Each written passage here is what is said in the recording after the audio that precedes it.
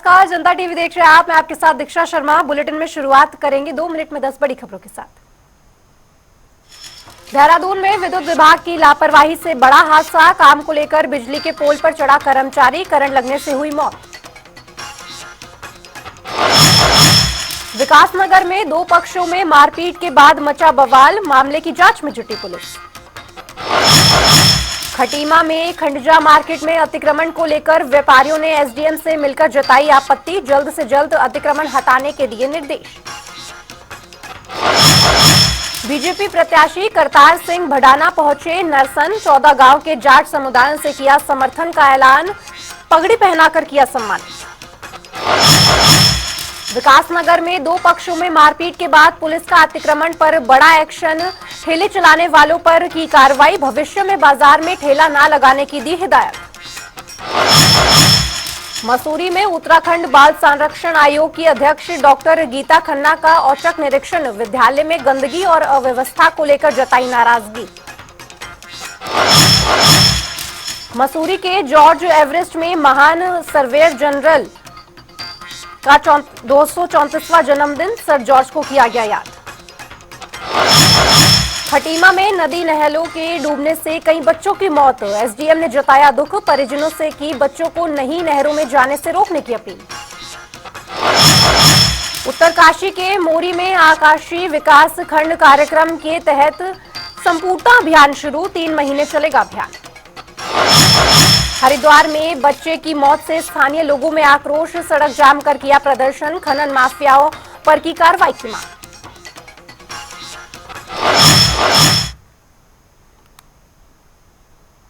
खबरों में आगे बढ़ेंगे और बात करेंगे लोकसभा चुनाव के बाद संसद का पहला सत्र हंगामे के साथ संपन्न हो गया है।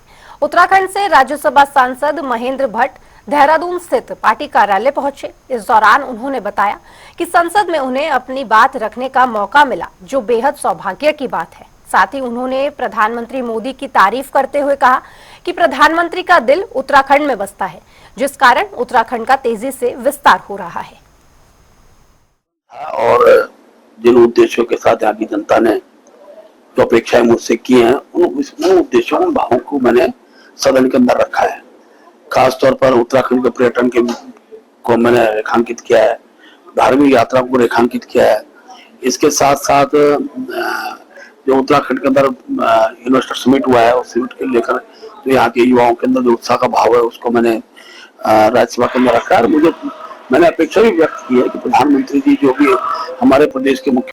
और तो वहीं उत्तराखंड के मदरसों में अब एनसीईआरटी की किताबें पढ़ाई जाएंगी। इस पर जानकारी देते हुए मदरसा शिक्षा परिषद के अध्यक्ष मुफ्ती शमन कासमी ने बताया कि मुख्यमंत्री पुष्कर सिंह धामी की सरकार के नेतृत्व में मदरसों के बच्चों को मुख्य धारा में जोड़ने की हिदायत की जा रही है। प्रदेश में कुल 415 मदरसे रजिस्टर्ड है, जहां एनसीईआरटी की किताबों का इस्तेमाल किया जाएगा। हमारे आदरणीय मुख्यमंत्री श्री पुष्कर सिंह धामी जी ने जो काम किया है, हम उनके नेतृत्व में उन मदरसों के बच्चों को मुख्य धारा से जोड़ रहे हैं। और तमाम मदरसों के अंदर जो 415 मदरसे हमारे रजिस्टर्ड हैं, हमने वहां एनसीईआरटी के कोर्स को लागू किया है। मैं दावे के साथ ये बात कह सकता हूं कि आने वाले दिनों में वो मुख्य धारा में जुड़ेंगे और किसी के भी षड्यंत्र का शिकार नहीं होंगे। ये बात कहने का तात्पर्य मेरा ये है कि वही लोग मस्जिदों में जाते हैं, वही मदरसों में जाते हैं, उपदेशक बनते हैं। अगर हम उन्हें अच्छी एजुकेशन देंगे, अच्छी शिक्षा देंगे, तो कल जब वो मस्जिद और मदरसों में जाएंगे तो वहां वो शूल नहीं बांटेंगे, वो फूल बांटेंगे। ऐसा मेरा मानना है। और हम आदरणीय प्रधानमंत्री श्री नरेंद्र मोदी जी के उस मिशन को आगे बढ़ा रहे हैं कि एक हाथ में कंप्यूटर और एक हाथ में कुरान। और आदरणीय मुख्यमंत्री श्री पुष्कर सिंह धामी जी के नेतृत्व में हम इसमें सफलता की तरफ बढ़ रहे हैं। बड़ी तेजी के साथ मदरसे मुख्य धारा से जुड़ करके एनसीईआरटी के कोर्स को पढ़ा रहे हैं। भगवान शिव का प्रिय महीना सावन 22 जुलाई सोमवार से शुरू होने जा रहा है। ऐसे में सरकार और पुलिस प्रशासन ने चारधाम यात्रा के बीच अब कांवड़ यात्रा को लेकर भी कमर कस ली है।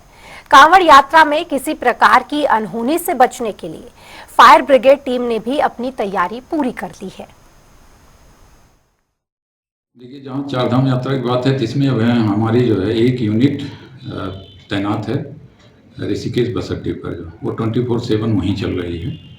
और कांवड़ यात्रा की बात है तो इसमें हमारे 3 यूनिटें जो है उस चार धाम के अतिरिक्त 3 यूनिटें रहती हैं। एक नटराज चौक पर रहती है हमारी ऋषिकेश में, दूसरी जो है IDPL में, और तीसरी थाना रायवाला पर जो है। ये हमारी तैयारियां हैं इसके दृष्टिगत। आप देख रहे हैं कि इस समय जो है गाड़ियों में या कभी रोड एक्सीडेंट हो जाए तो हमारी यूनिट दोनों काम करती है, अग्निशमन और रेस्क्यू का कार्य दोनों करती है। तो इस तरह से हम कांवड़ यात्रा के लिए भी तैयारी कर ली है। तो वहीं काशीपुर में बीजेपी के पूर्व विधायक हरभजन सिंह चीमा ने विवादित बयान दिया है। उन्होंने दुष्कर्म की बढ़ रही घटनाओं के पीछे महिलाओं के पहनावे को जिम्मेदार ठहराया है। वहीं इसको लेकर बीजेपी कांग्रेस में वार पलटवार का दौर भी शुरू हो गया है। एक और जहां कांग्रेस बीजेपी का विरोध जता रही है, तो वहीं दूसरी ओर बीजेपी अपना बचाव करती नजर आ रही है।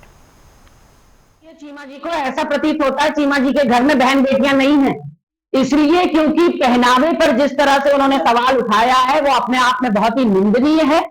छोटी छोटी नाबालिग बच्चियों के साथ यहाँ उत्तराखंड में दुष्कर्म हो रहे हैं, गैंग रेप हो रहे हैं, नृशंस हत्याएं हो जा रही हैं। चीमा जी मुझे बताएं क्या पहनाएं बच्चियों को जो बच्चियां इन विकृत मानसिकता के लोगों से बच जाएं। अपने बेटों को या प्रदेश के युवाओं को, देश के युवाओं को सिखलाई देने के बजाय कि महिलाएं सिर्फ उपभोग का सामान नहीं होती, महिलाओं को वासना की दृष्टि से देखना बंद करें, गंदी नजर से देखना बंद करें, ये नैतिक शिक्षा देने के बजाय ठीकरा सारा महिलाओं के ऊपर फोड़ दिया आपने। न पुलिस प्रशासन का दोष है इन बलात्कारों में, दुष्कर्मों में, न उन विकृत मानसिकता के लोगों का दोष है तो सारा महिलाओं का। यही तो संस्कार है भारतीय जनता पार्टी के, यही तो इनका चाल चरित्र चेहरा है जो आज चीमा जी ने उजागर कर दिया। हरभजन सिंह चीमा ने क्या बयान दिया ये भी हमारे संज्ञान में नहीं है, लेकिन भारतीय जनता पार्टी हमेशा मातृशक्ति का सम्मान करती है, उसके उत्थान के लिए कार्य करती आई है। चाहे हम उत्तराखंड राज्य की बात करें तो महिलाओं को सरकारी नौकरी में आरक्षण देने के लिए 30% का आरक्षण हमारी सरकार के द्वारा दिया जा रहा है। इसके साथ ही चाहे पंचायत हो, नगर निकाय चुनाव हो, उसमें भी हमारी सरकार के द्वारा मातृशक्ति के उत्थान के लिए 50% का आरक्षण इस राज्य में दिया जाता है। इसके साथ ही केंद्र सरकार के द्वारा भी महिलाओं के उत्थान के लिए अनेकों योजनाएं चलाई जा रही हैं और उनको सशक्त करने के लिए केंद्र सरकार के द्वारा भी 30% आरक्षण देने की कानून पास किया गया है। इसके साथ ही हर भारतीय जनता पार्टी का कार्यकर्ता मातृशक्ति का सम्मान के लिए काम करता है, उनके उत्थान के लिए प्रयास करते हैं। लेकिन जो भी कोई व्यक्ति अगर मातृशक्ति के खिलाफ किसी भी तरह का कोई बयान था उसकी हम कड़े शब्दों में निंदा करते हैं। तो वहीं हाथरस में हुए हादसे के बाद अब उत्तराखंड पुलिस सतर्क हो गई है। पुलिस मुख्यालय की ओर से सभी जिलों के कप्तानों को SPO बनाने के निर्देश दिए गए हैं। ADG कानून व्यवस्था AP अंशुमन ने अधिकारियों की बैठक ली। इस दौरान उन्होंने सभी जनपदों को भीड़ प्रबंधन और सुरक्षा को लेकर SOP तैयार करने के निर्देश दिए हैं। इन SOP के आधार पर मुख्यालय राज्य भर के लिए एक विस्तृत कार्य योजना तैयार करेगा। आगे उन्होंने क्या कुछ कहा, ये सुनिए। हाथरस में घटना घटित हुई है, इसी के एहतियात के तौर में हमारे ADG LO साहब के द्वारा समस्त वरिष्ठ पुलिस अधीक्षक और रेंज अधिकारियों के साथ एक गोष्ठी आयोजित की गई ताकि इस तरह की व्यवस्थापित किया जाए जो सत्संग, मेला, उत्सव इस तरह के जो बड़े स्केल में आयोजन होता है उसमें आयोजकों की जिम्मेदारी और पुलिस प्रशासन की भी जिम्मेदारी है, दोनों ही। और जो परमिशन दिया जाता है अनिवार्य रूप से अनुमति लिया जाए। अनुमति लेने से पहले जो स्थानीय जो पुलिस अधिकारी है जैसे थानाध्यक्ष है उनकी ओर से आख्या जाती है, तो जो कार्यक्रम आयोजन स्थल है उसमें उसकी क्षमता, उसके पार्किंग की स्थिति और कितनी भीड़ उसमें आ सकती है। साथ ही आयोजक से ये भी पूछा जाए कि कितने लोगों की, श्रद्धालुओं के आने की संभावना है। तो वहीं हल्द्वानी और आसपास के इलाकों में भी देर रात से तेज बारिश हो रही है। बारिश से जहां आम जनजीवन अस्त व्यस्त हो गया है, तो वहीं नैनीताल में भारी बारिश के चलते 4 सड़कें बंद हैं। भारी बरसात के चलते सभी प्रशासनिक अधिकारी फील्ड में उतरकर हालातों का जायजा ले रहे हैं। वहीं अधिकारियों ने रक्से नाला, कलसिया नाला सहित जल भराव वाले कई इलाकों का निरीक्षण भी किया है।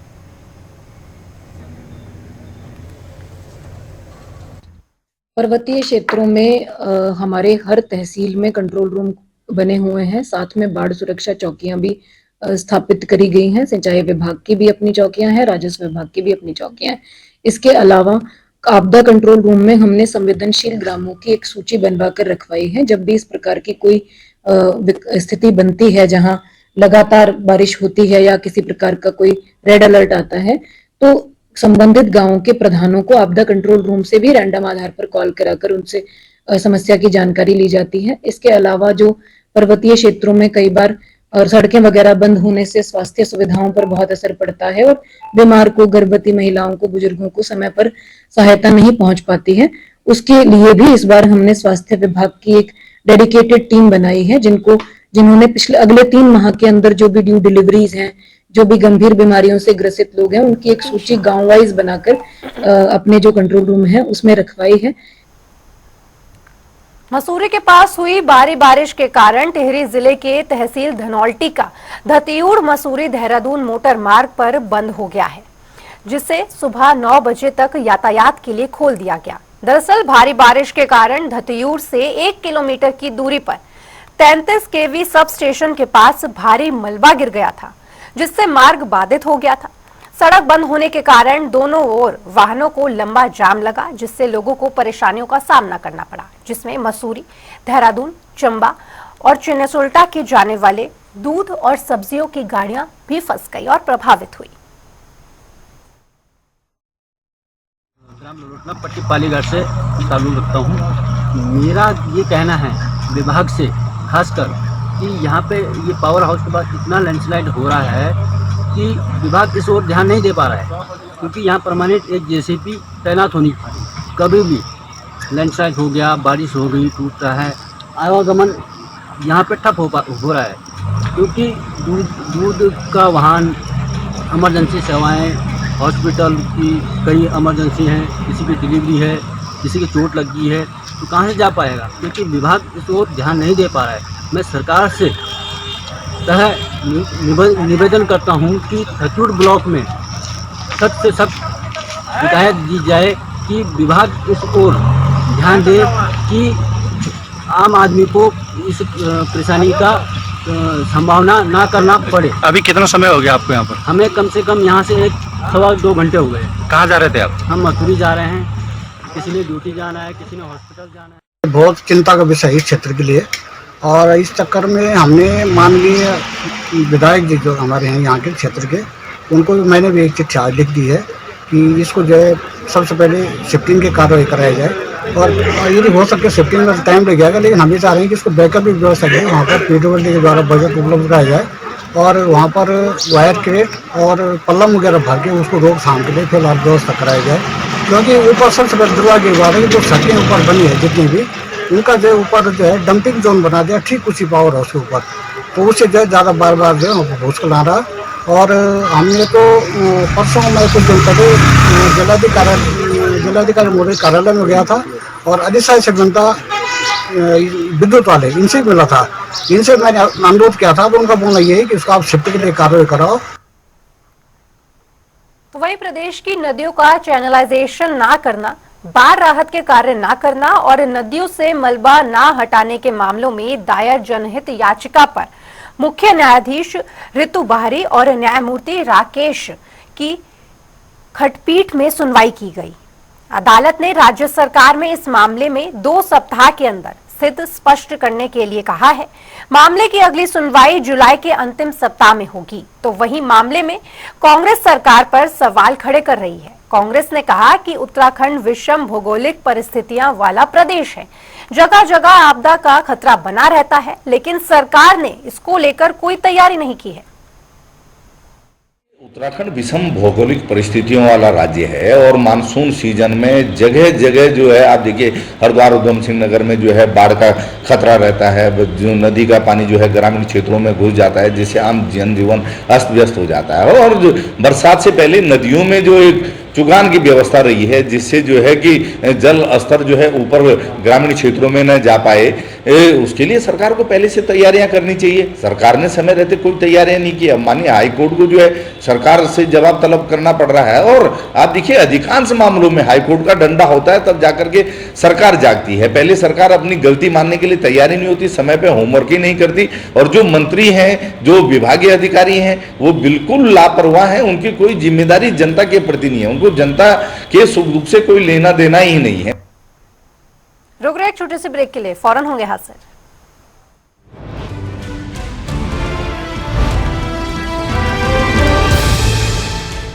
अपनाएं आयुर्वेदिक रूप मंत्रा। इसमें है क्यूकम्बर के प्योर एक्सट्रैक्ट्स जो नेचुरली चेहरे को मॉइस्चराइज रखे, ताकि पिंपल्स और डेड स्किन जैसी प्रॉब्लम से मिले रिलीफ। रूप मंत्रा आयुर्वेदिक फेस वॉश, ये कोई कॉस्मेटिक नहीं, आयुर्वेदिक औषधि है।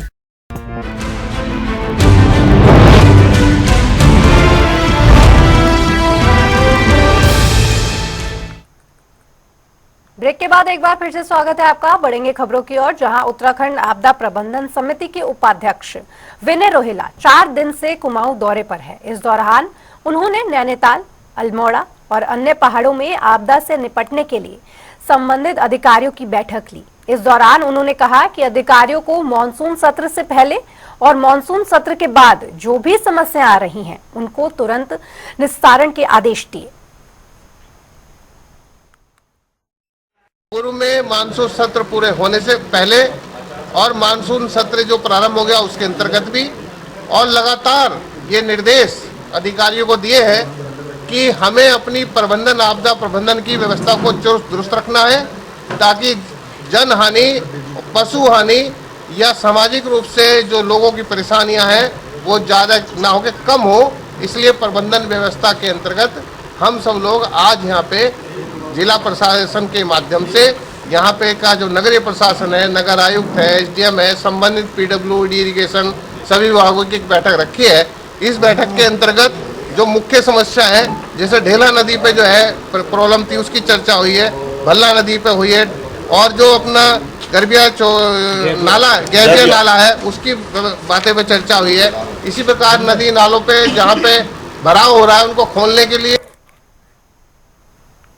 यमुना नदी का जल हर जगह पर प्रवाहित होता है, लेकिन क्या आप जानते हैं कि वास्तव में मां यमुना कहां से निकली थी? आज हम आपको इसके बारे में बताएंगे। तो चलिए आज हम इन्हीं पवित्र धाम यमुनोत्री से जुड़े इतिहास को बताते हैं। अद्भुत अलौकिक यमुनोत्री 4 प्रतिष्ठित हिंदू तीर्थ स्थलों में से, जहां से होती है 4 धाम यात्रा की शुरुआत।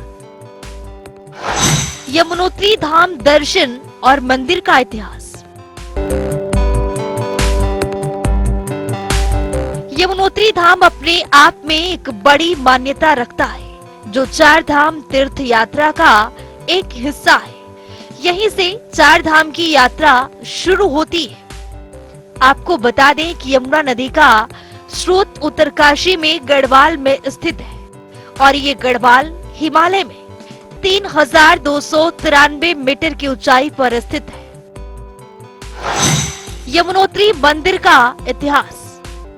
मां यमुनोत्री के मंदिर का इतिहास बताने से पहले हम आपको बता दें कि यमुनोत्री मंदिर गढ़वाल हिमालय के समुद्र तल से काफी ऊंचाई पर मौजूद है। बता दें ये लगभग 3235 मीटर की ऊंचाई पर स्थित है। शुरुआत में मंदिर को टिहरी नरेश ने 1839 में बनवाया था, लेकिन दुर्भाग्यवश यमुनोत्री की बाढ़ की चपेट में आ गया था, जिसके बाद मंदिर का निर्माण पूर्ण रूप से 19वीं शताब्दी में जयपुर के महारानी गुलारिया और टिहरी गढ़वाल की राजा प्रतापगढ़ ने अपनी पूरी निष्ठा और भक्ति के साथ पूरा कराया। यमुनोत्री धाम की यात्रा का महत्व। किसी भी यात्रा के पीछे कई सारे कारण और कथाएं छिपी होती हैं। ऐसे ही मां यमुनोत्री के धाम की यात्रा का महत्व है, जिसके अनुसार कहा जाता है कि सूर्य देवी की पुत्री यमुना और पुत्र यमराज है। जब मां यमुना नदी के रूप में पृथ्वी पर बहने लगी तो उनके भाई यमराज को मृत्यु लोक दिया गया। मां यमुना ने भाई दूज का त्योहार बनाया।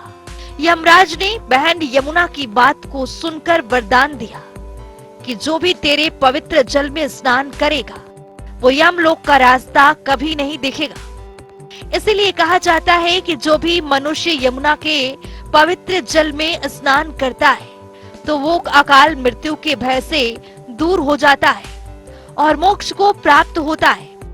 इसीलिए यहाँ हजारों से भी ज्यादा की संख्या में भक्त आते हैं। यमुनोत्री के कपाट खुलने का समय। पहाड़ों में बसी यमुनोत्री मंदिर में आने और जाने का समय निर्धारित है। ऐसा बिल्कुल नहीं है कि कोई किसी भी समय आ जा सकता है। इसीलिए मंदिर के कपाट खुलने का समय तय है। बता दें कि मंदिर के कपाट अक्षय तृतीया के पावन पर्व पर खोले जाते हैं, यानी कि अप्रैल मई के महीने में कपाट खोले जाते हैं, यात्रा शुरू हो जाती है और अक्टूबर नवंबर में मंदिर के कपाट बंद कर दिए जाते हैं। यमुनोत्री धाम की यात्रा की शुरुआत। जहां तक बात यात्रा की शुरुआत की है, बता दें कि यात्रा की शुरुआत सबसे पहले पांडवों ने की। पांडव उत्तराखंड में तीर्थ यात्रा पर आए थे, तो पहले यमुनोत्री आए, उसके बाद गंगोत्री, फिर केदारनाथ और बद्रीनाथ की ओर बढ़े। तभी से चार धाम यात्रा की शुरुआत हुई। तभी से ही यहाँ पर लाखों भक्तों का तांता लगता रहता है और सब अपनी मनोकामना को पूर्ण कराने के लिए यमुनोत्री से यात्रा की शुरुआत करते हुए चार धाम की पूरी यात्रा करते हैं। मनुष्य अपने जीवन में अनेकों पाप करता है, जिनका उद्धार यमुनोत्री के जल में स्नान करने से हो जाता है। पाप से मुक्ति पाने के लिए हर साल यहाँ भक्त आते हैं और कलयुग में किए पाप से मुक्ति पा लेते हैं। स्पेशल डेस्क जनता टीवी।